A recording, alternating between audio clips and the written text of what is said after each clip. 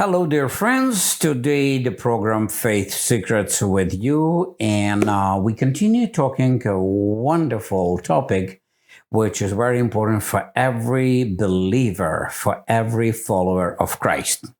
In our studio, Vince Baker, the author of the book. Vince, welcome to the studio. Thanks for having me. Looking forward to it. Absolutely. Thank you for coming again and again. We are talking on an important subject about the secrets of faith, Yes. what many Christians need to understand. And I believe your teaching in the book is very important. That's what I would like to give you a few questions and to go over.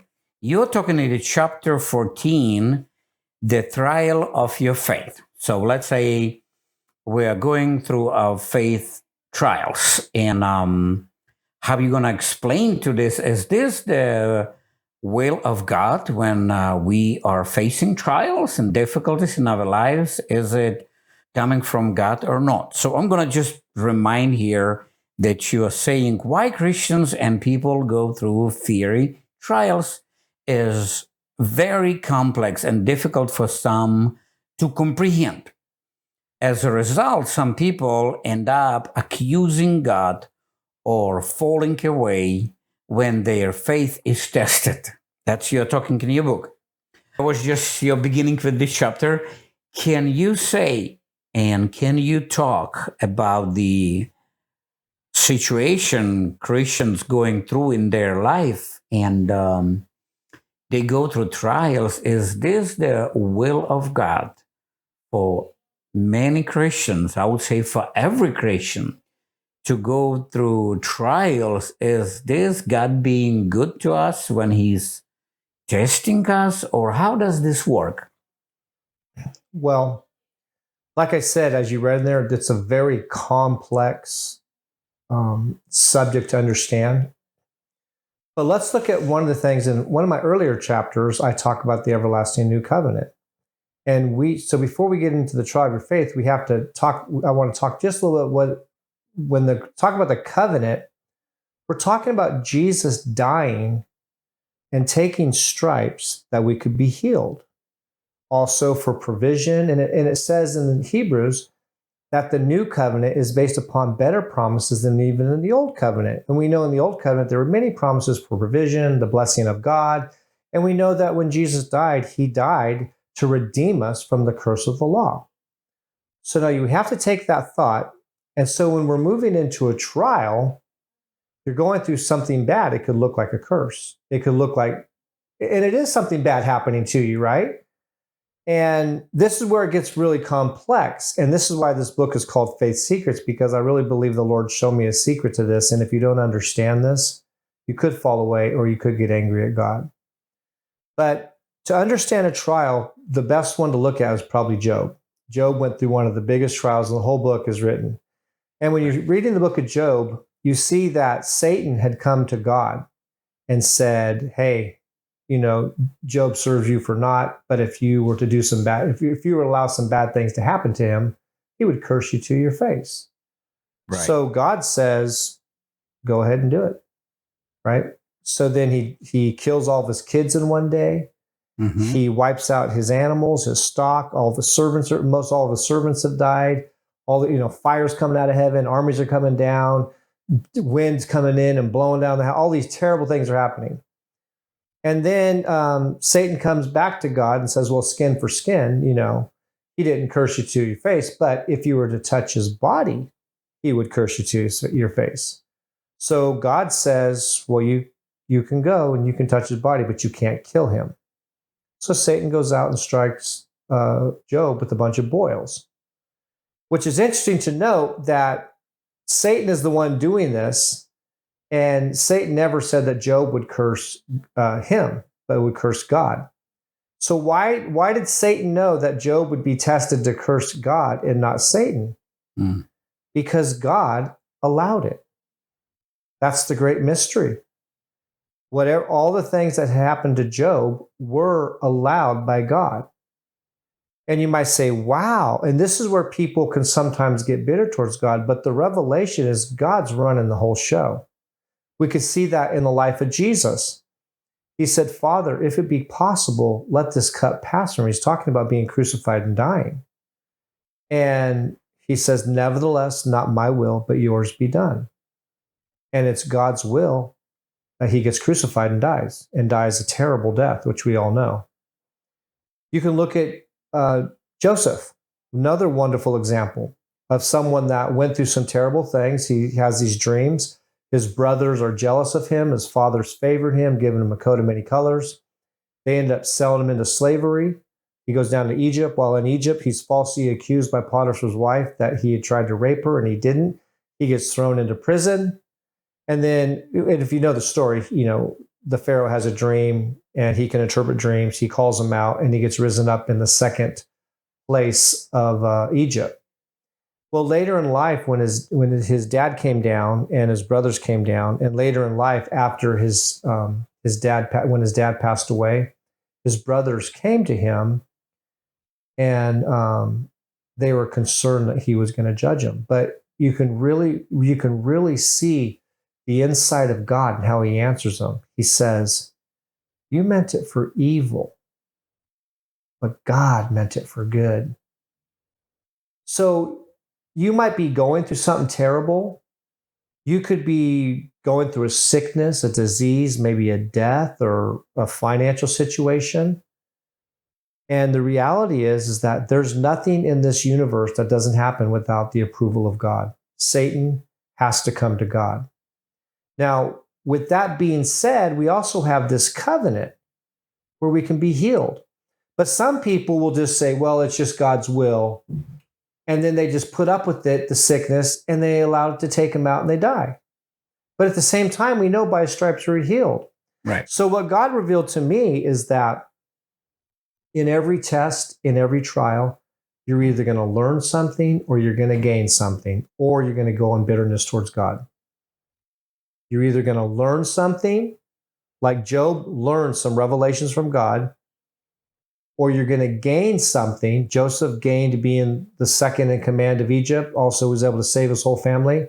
Jesus, because he died, he gained all of our salvation. Now he's got a name above every name. At the name of Jesus, every knee shall bow, every tongue confess that he is Lord. So he gained something. So whenever we go through something, we do have a covenant, and we don't have to put up with it. But we are by our faith.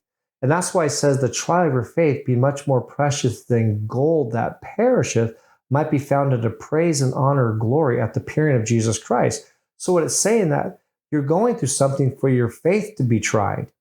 And although it was allowed by God, God has a wonderful, wonderful plan in it.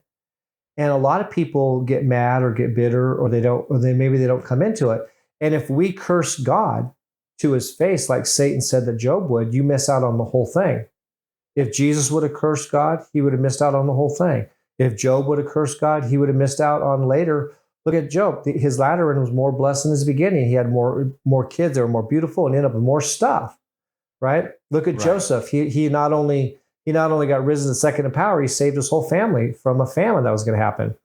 So the big lie of the devil is to say that God is not good. So when we go through something, we can say, hey, a lot of people might complain or get upset with God and curse God with their mouth. But this is when our faith really needs to kick in. And we need to say, wow, God has allowed this. But he also made a covenant. And it's so it should note the covenant was made with the curses of God, or curses coming on Jesus, on God, right?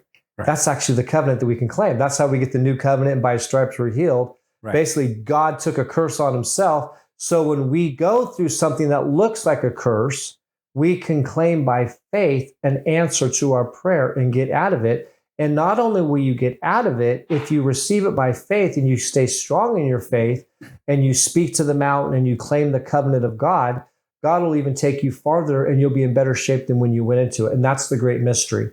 Another thing about, you can look at trials and tribulations as, as endurance and strength training. So in my book, I talk about, if you're lifting weights, right? Right. So you have someone that's a power lifter. So as you get strong in your faith, you can handle more situations.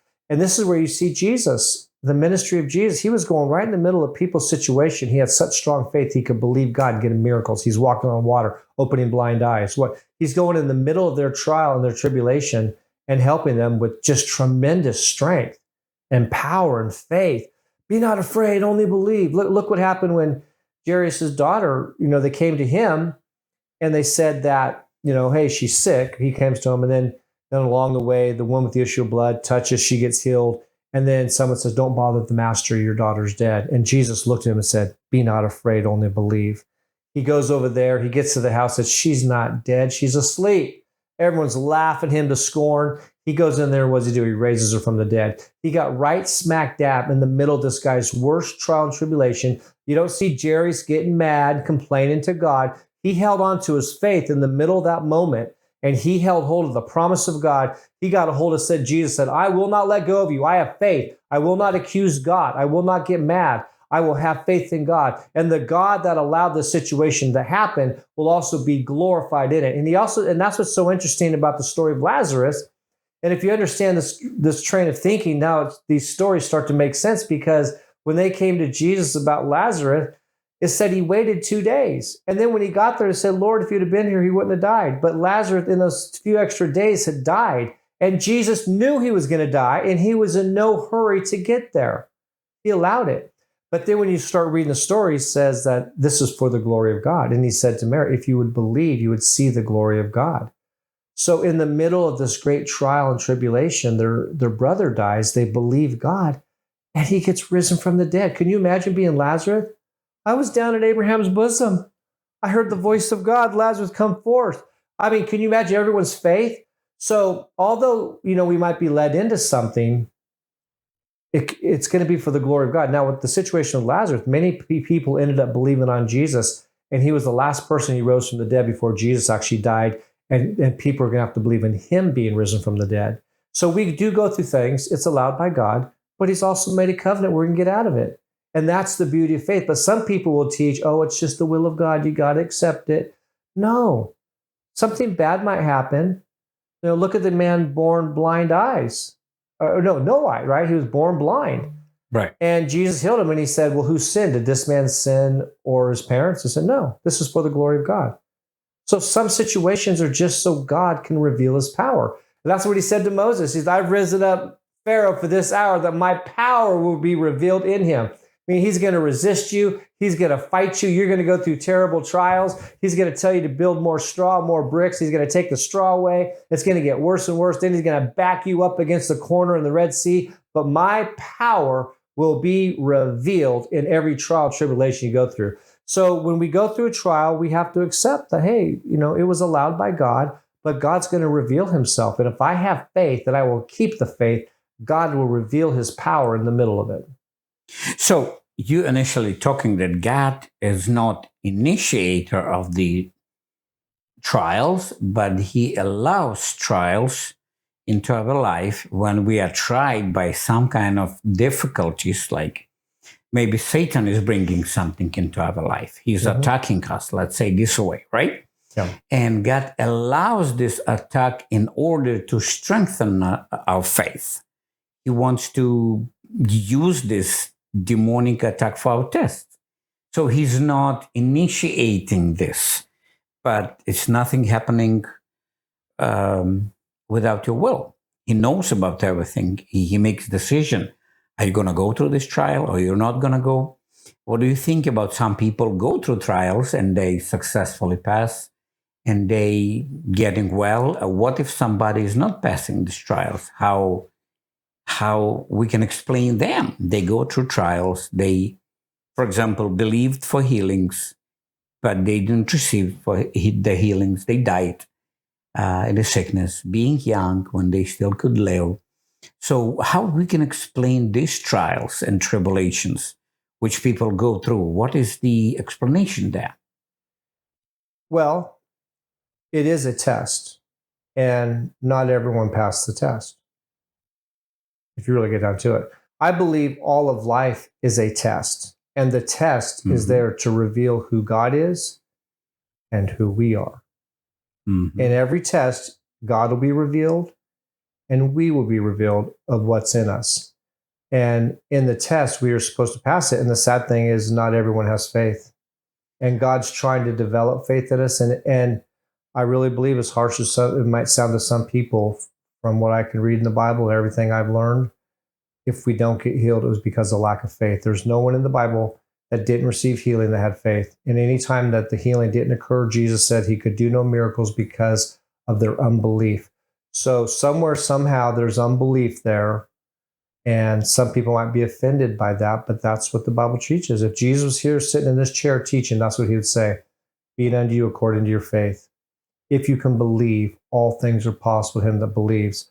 Wow, woman, great is your faith. He pointed to their faith every single time. So I believe there's some mysteries about faith that have to be taught. The Bible says, my people are destroyed for lack of knowledge. So if you go through something and it didn't work out the way you wanted it to, we really do have to go and look at the faith. We really do. So let's just talk about the situation which happened when Jesus was on earth, together with his disciples. He passing through the sea to go through through the lake to go to another side, and there is a storm, and he's sleeping, and his disciples are in a boat with him. So the storm is coming from God or not from God? Well, the storm can be coming from the devil. God is a blesser, but he uses the devil as a pawn, just like he used the devil as a pawn in the story of Job. So if you look at that whole story, one, Jesus said, we're going to the other side. So he already prophetically said, we're going to the other side. Right. A storm shows up, but what was on the other side? It was the man, the Gadarenes, with a legion of demons, right? Yes. How you know, like a legion of demons is in this guy. The guy's cutting himself, screaming. Everyone's afraid to go near him. He's so demon possessed, and he's got supernatural strength, and that's where he's going. So it looks like it's a demonic storm to stop him from getting there. Jesus is asleep on the pillow, and it says that the boat was filling up with water. So that means Jesus had to be sleeping in water. Those weren't big boats. Those are small boats. If you go back in those days, right? Right. They weren't big ocean liners like we have now. So he was sleeping in water. They wake him up. Don't you care that we perish? He gets up. He rebukes the wind, tells us the place to be calm, and he looks at him and says, "Where is your faith? Why are you so fearful? How is it that you have no faith?" So you're saying they were tested there. They were being tested because later on, you see Peter getting out of a boat, walking with Jesus on the water. Right. And Jesus used many examples of boats being on the water, tell them to cast over, get into fish.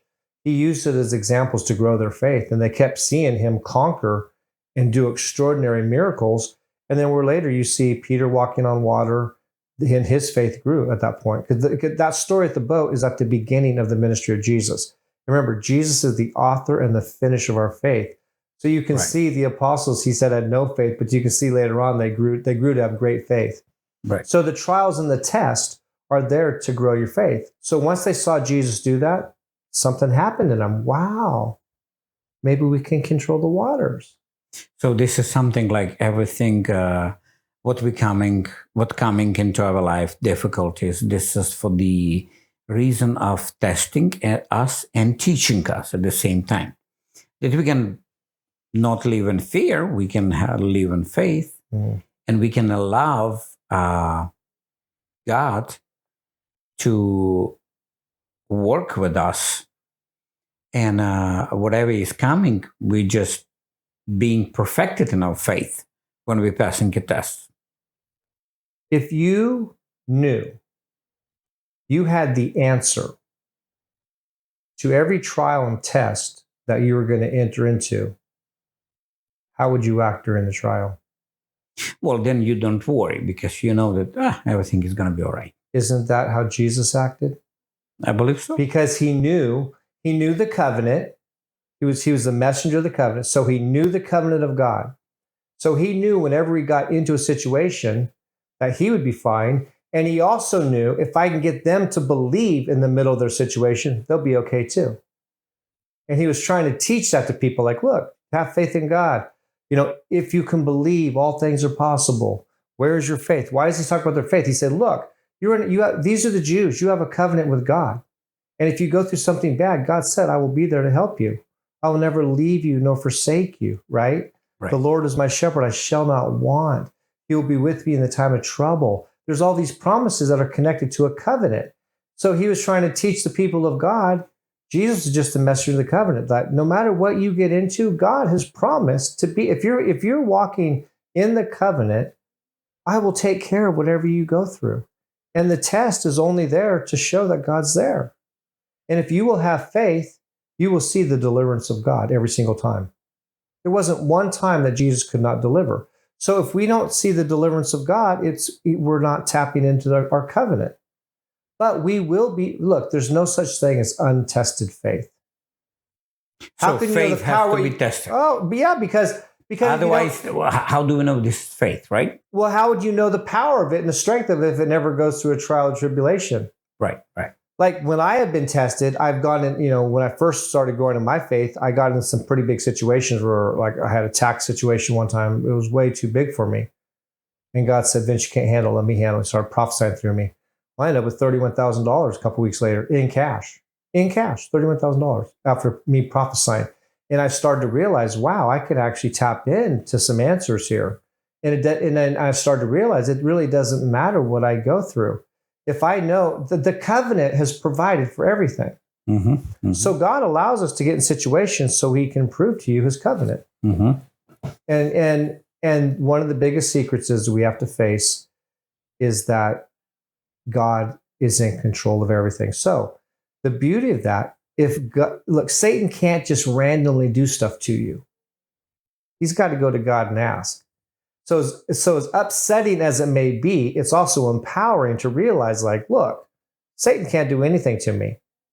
And whatever's happening had to be allowed by God. And he's in complete control of everything. And if he's in complete control of everything, if I believe him, I can get out of it and I can get delivered. I can be delivered of anything and everything because God's in control of everything. He's just allowed me to go through something.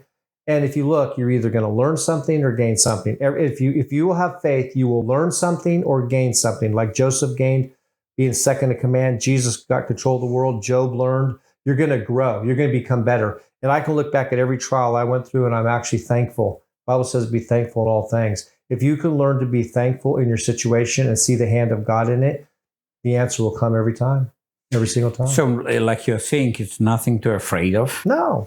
We just need to understand that if we are allowed to go through the trials, and this is the trials, it's testing of our faith. And our faith need to be tested. And it's going to be tested for us because I don't think God needs to know, because God knows everything anyway before, but probably we need to know, right?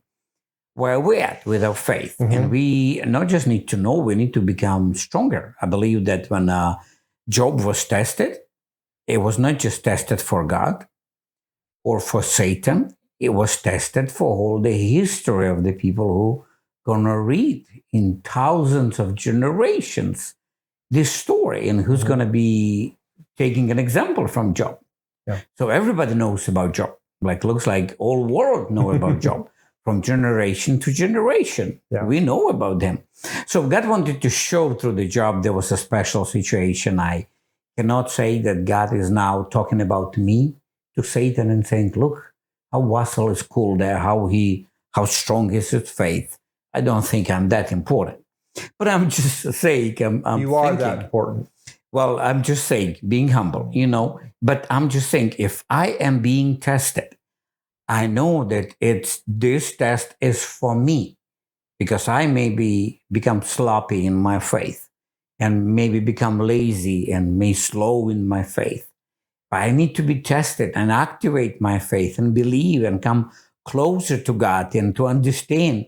But at the same time, understand that if I'm in this trial, it means God knows everything about this. Mm-hmm. And he knows the outcome of this. But I need to go through this. First of all, I need to trust God, right? Second of all, I need to activate all my faith and everything what I can activate to trust that God will lead me through this trial. And he will be with me in this trial, and he will let me to overcome. So anyway, like concluding in this conversation we have with you, as I said in the beginning, God is not initiator of trials, but he allows trials in our life that our faith would be tested. And our faith would be tested, especially for us, I believe. I want to add also, there's fear, doubt, unbelief, and faith. Fear says, I don't think God will be there in my time of need. Doubt says, I'm not sure if God will be there in my time of need. Unbelief says, I refuse to believe God will be there in my time of need. Faith says, I know God will be there in my time of need, and I won't stop believing him until he answers my prayer. Right. And faith will never quit, never give up. And think about this. If you're a Christian, death is a promotion. The worst thing the devil can do to you is take you off of the earth in this life. But if you're a Christian, you're going to live forever. You can't lose. If you are a Christian, all things work together for good to them that love God and called according to his purpose. You can't lose. Right. You never can lose if you're a Christian, no matter what the devil does. Even if you did die, who cares? You're going to heaven. If you're martyred or whatever. But we're just saying, look, I don't believe you should be taken off the earth early unless you're a martyr and you end out your days. So if you are attacked and you're going through something, you have a right to claim a covenant. And if God's in control of it, you can get an answer, and you can get it by faith. And you need to get it by faith, and you can defeat the devil and get an answer. And that's what Jesus came to reveal. So you're saying that if we are Christians, we are believers, we believe in the covenant with God through Christ, so we can have protection in our covenant. God will show up in a time of our need because he has a covenant with us. That's what you're saying, right? But ultimately, when God looks at our life, he doesn't just think about it in this life. Right. He sees it throughout eternity. Right. It's like if you go through a light affliction, it says it works for us a far more eternal way to glory. Right. It doesn't matter what we go through. Never give up. Never get mad at God. You do not want to stand on God before God on Judgment Day with an accusation towards him. He is good. There's one thing I've learned. God is good. There's no shadow of turning. If I don't understand, if I'm going through something, it looks a certain way, I just don't have enough insight. I don't understand. But in the back of the mind of God, he's absolutely good. He's a father. So if he allows you to go through something, and look, it's no different as a mom or a dad. We put our kids through stuff just so we can prepare them for life. Agreed. It's actually a terrible thing not to prepare your child for the toughness of life. It's actually cruelty. It's also cruel for a sergeant not to prepare a soldier for war. Right. It's cruel. So God prepares us. He allows us to go through things. And there's simulated tests. And yeah, there's the potential to die. There's the potential all that. But there is a covenant. But he's a loving father. He's good. Never let the devil deceive you to say he's not good. That's the big lie. So whatever you're going through, whatever else someone else is going through, God is good. And if he wasn't good, he wouldn't have had Jesus die and make a covenant for us. The very fact that he had Jesus die and create an all-provision covenant shows his goodness, and we can apply that goodness into anything we're going through, or the devil will try to put us through. There is an answer to all of it, but we can only get it by faith. We're going to say goodbye today, but we will come back in the next program. Stay blessed. We'll talk to you again and see you in the next programs. Bye-bye.